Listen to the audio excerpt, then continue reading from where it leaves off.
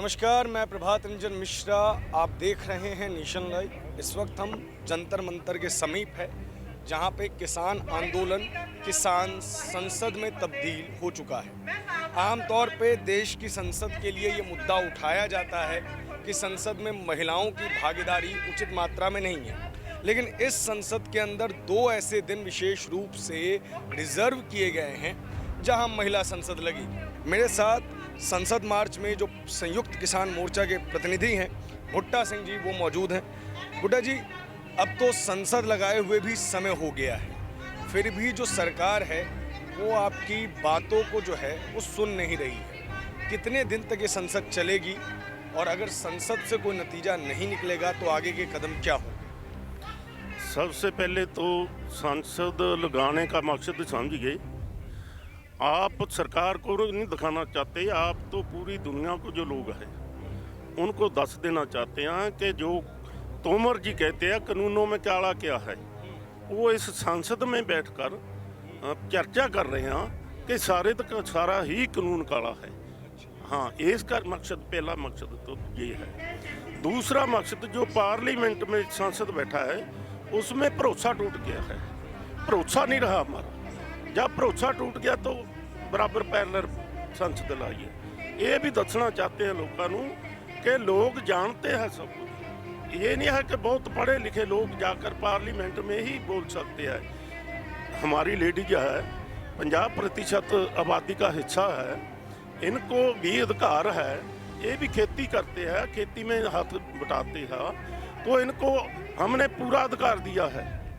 कि और आज एक मता भी डाला जाएगा कि हर जगह पर वो नौकरी हो, वो सांसद हो, पार्लियामेंट हो, हर जगह पर 33% महिलाओं को दिया जाए। 33% क्यों, 50% दिया जाए। मैं कल हापुड़ में था और हापुड़ में सुबह सुबह मैंने देखा जो औरतें थीं वो खेत में मेहनत कर रही थी, अपनी खेत को उपजाऊ बना रही थी।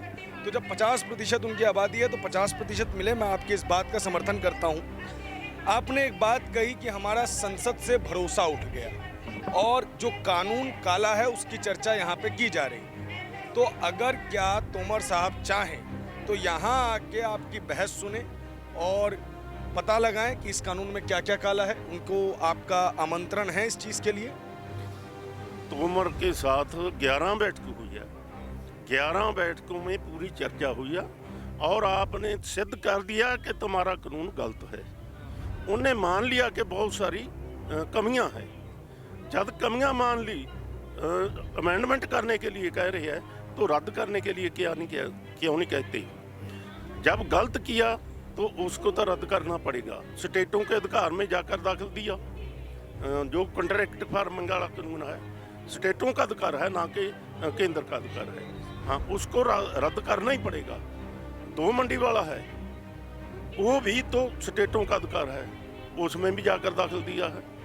तो दूसरा जो 1955 वाला है, जो जमाखोरी को रोकने के लिए कारगर साबित होता था, उसको अमेंडमेंट करके उसको अपराधियों के हाथ में दे दिया कि जितना मर्जी जमाखोरी करी जाओ, जितने ऊंचे रेट में बेची जाओ, जो मर्जी करी जाओ। इस बार सरसों के तेल के दाम बढ़े हैं। मैं आपसे पूछना चाहता हूं कि क्या मंडी में सरसों की कीमत भी बढ़ी है? अगर कीमत बढ़ी है तब तो तेल के रेट बढ़े तो समझ में आता है। क्या इस बार सरसों की जो बिक्री हुई वो किस भाव पे हुई? देखो, सरसों की बिक्री तो हुई, ऊंचे रेट पर हुई, पर दूसरा भी देखिए ना, जो 1 लीटर तेल सरसों का वो 80-90 रुपए का था, आज 190 रुपए का है। ये भी अडानी ने उसको खरीदा और खरीद कर उसके बाद उतना कीमत बढ़ा दी, तो सरसों को तो कम रहेगी और उस तेल की तो ऊँची चली गई, जो आम लोगों ने खरीदना है। भुट्टा सिंह जी, आप लोगों के लिए ये कहा जाता है कि ये जो आंदोलन है वो सिर्फ और सिर्फ माफ़ कीजिएगा, हरियाणा और पंजाब का है। क्या जो ये संसद है उसमें कहाँ कहाँ के प्रतिनिधि हैं? आप तो जाकर लिस्ट देखिए। मैंने उत्तर प्रदेश, बिहार तो देखा। जो स्पीकर बोले हैं सभी भारत के लोग आए हैं, सभी भारत की महिलाएं आई हुई है। 25-25 किलोमीटर से आए हैं तुरे में, 2500 किलोमीटर तो तुर के आए हैं, गाड़ी में आए। तो इस संसद में हिस्सा ले रहे हैं। उनको बात करके देखिए कि कली पंजाब की है या हरियाणा की है, और सारी स्टेटों की लेडीज बैठी है। एक और चीज़ की बात मैं आपसे करना चाहूँगा, मंडी जो है उसके अंदर अभी आप लोगों का क्या स्टेटस है? क्या आप लोगों ने मंडियों का बाइकआउट किया हुआ है, या इस बार भी आप लोगों ने अपनी फसलें बेची हैं मंडियों में जाके? नहीं, फसलें में तो बेची है, बाइकाट क्या करेंगे? आप तो कहते हैं और स्काला बनाइए, उनको खेती खरीदा जाए, हम बाइकाट क्यों करेंगे? एक और चीज़ कही जाती है कि एमएसपी को लेकर जो है आपकी सरकार के साथ बड़ी खींचतान चल रही है। आप पंजाब से हैं, पंजाब के एक स्थानीय नेता है, वो ये कहते हैं कि हम सूरजमुखी उगा सकते हैं, सरसों उगा सकते हैं, हम कई चीज़ें उगा सकते हैं, लेकिन एमएसपी जो हमें दी जा रही है वो धान और गेहूं पे दी जा रही है। इससे जो हमारा ग्राउंड वाटर का लेवल है पंजाब के अंदर, उसके अंदर कमी आ रही है। इसके बारे में क्या कहेंगे आप? बड़ी चिंता है आपको कि वाटर नीचे चला गया है और झोने के लिए चला गया है। अगर कणक और झोना बीजने के लिए मजबूर है, क्यों सूरजमुखी का रेट नहीं दिया, एमएसपी नहीं दिया, मक्की का एमएसपी नहीं दिया? 1800 एमएसपी है मक्की का, बिकता है 900 रुपये, सरकार खरीद नहीं रही। इवें जिवें दालें है, बहुत सारी दालें होती है पंजाब में, उनका भी एमएसपी कोई नहीं है, एमएसपी के नीचे खरीदी जा रही है। हम तो झोना बीजने के लिए तैयार नहीं हैं, बदल जाएंगे जब भी दूसरी फसलों है ना उनका एमएसपी और खरीद की गारंटी बन जाएगी तो आप झोना बीजने हट जाएंगे। हमारे साथ एक दूसरे ऑब्जर्वर भी हैं, प्रेम सिंह भंगू जी। प्रेम सिंह जी, ये संसद तो अभी आज महिलाओं की है, फिलहाल आप यहाँ के स्पेशल ऑब्जर्वर हैं। मैं ये पूछना चाहता हूँ कि दिल्ली के अंदर तो एक संसद लग गई है, लेकिन क्या राज्यों के अंदर इस तरीके का कुछ कार्यक्रम चल रहा है जिससे राज्यों में लोगों को एकत्रित किया जाए? नहीं, राज्यों में तो लोग एजिटेशन कर रहे हैं ना।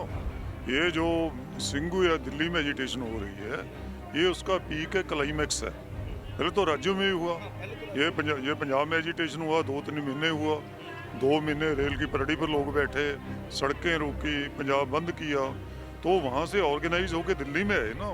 क्योंकि मेन तो सरकार तो सेंट्रल की दिल्ली में बैठती है, कानून तो सेंट्रल गवर्नमेंट ने बनाए हैं, कानून तो इससे रद्द करवाना है ना।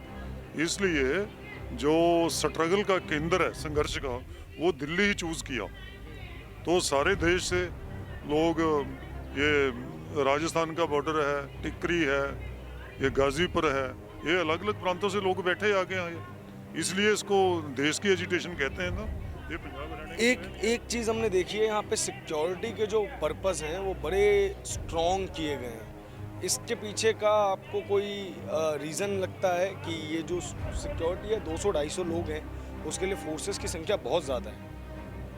ये किसान आंदोलन की चढ़त है। किसान आंदोलन इतना शक्तिशाली हो चुका है ना कि जो ये बुर्जुआ सरकार है, सरमाएदारों की सरकार है, ये तो अब 200 किसानों से भी डरती है। ये केवल 200 किसान ही नहीं, इनके पीछे लाखों लोग खड़े हुए हैं। एक एक किसान कितने कितने लाखों लोगों की यहाँ रिप्रेजेंटेशन कर रहा है। इसलिए सरकार को बड़ा खतरा है कि ये 200 जो आदमी है, ये इनके पीछे जो देश खड़ा है। संयुक्त मोर्चा अब ऐसी शक्ति बन गया कि कोई भी स्टेटमेंट संयुक्त मोर्चा दे, सरकार का हुक्म काम माना जाएगा तो संयुक्त मोर्चा एकदम लागू हो जाता है। ये लोगों की शक्ति है ना। तो इसलिए जब लोग इकट्ठे हो जाते हैं, एकमत हो जाते हैं किसी चीज़ पर, लोक राय बन जाती है, तो बड़ी बड़ी सरकारें झुक भी जाती हैं। इसीलिए इस प्रेशर के अंदर ये मंजूर किया, हम पार्लियामेंट कर रहे हैं। और दूसरा इसका ये भी संकेत है, देखो कि जो बुर्जुआ पार्लियामेंट है, वो सरकारी पार्लियामेंट है, उससे कहीं ना कहीं लोगों का जोड़ा विश्वास है उठ गया। लोगों का विश्वास नहीं है उसमें, इसलिए तो पैरेलल पार्लियामेंट कर रहे हैं। वो सही जो लोगों के इशू उनको उठा ही नहीं रहे, वो तो मुट्ठी भर लुटेरे हैं जो लूट करते हैं लोगों की। वो 5% है, 6% है, कॉर्पोरेट सेक्टर, उन्हीं की बात करते हैं। उन्हीं यहाँ आया तो यहाँ पे आपकी एक स्पीकर थे, वो बड़ी अच्छी बात बोल रही थी, शायद वही सामने जो हमारे जा रही हैं वही स्पीकर थी। उन्होंने कहा कि लोकतंत्र लोकशाही से चलता है, इसमें जनता की आवाज़ सुननी चाहिए। और उन्होंने एक बड़ा अच्छा संदेश आंदोलन को लेकर भी दिया कि आंदोलन भी लोकतंत्र से चले, यहाँ पे कोई तानाशाही ना हो। कभी भी जब कोई आंदोलन बनता है तो उसका कोई चेहरा बन जाता है। आपके आंदोलन के भी कई चेहरे बने हैं। आप लोग किस तरीके से अपने फैसले लेते हैं? क्योंकि कई बार ऐसा लगता है कि शायद कोई सिंगल पर्सन डिसीजन ले रहा है। नहीं, ऐसा नहीं है। अब संयुक्त मोर्चा नाम किस चीज़ का है कि उसमें पंजाब से भी, हरियाणा से भी, जितने देश में लोग लड़ रहे हैं डिफरेंट स्टेट्स के, वो सब की उसमें नुमाइंदगी है। वो इकट्ठे बैठते हैं, मसले पर डिस्कस है, कई बार सारा दिन लग जाता है, कई बार 2 दिन भी लगते हैं। तो बिल्कुल जमहूरी ढंग से बहस करके एक एक की राय लेके जो कंसेंसस बनता है वो फैसला करते हैं, तभी तो आंदोलन चलता है।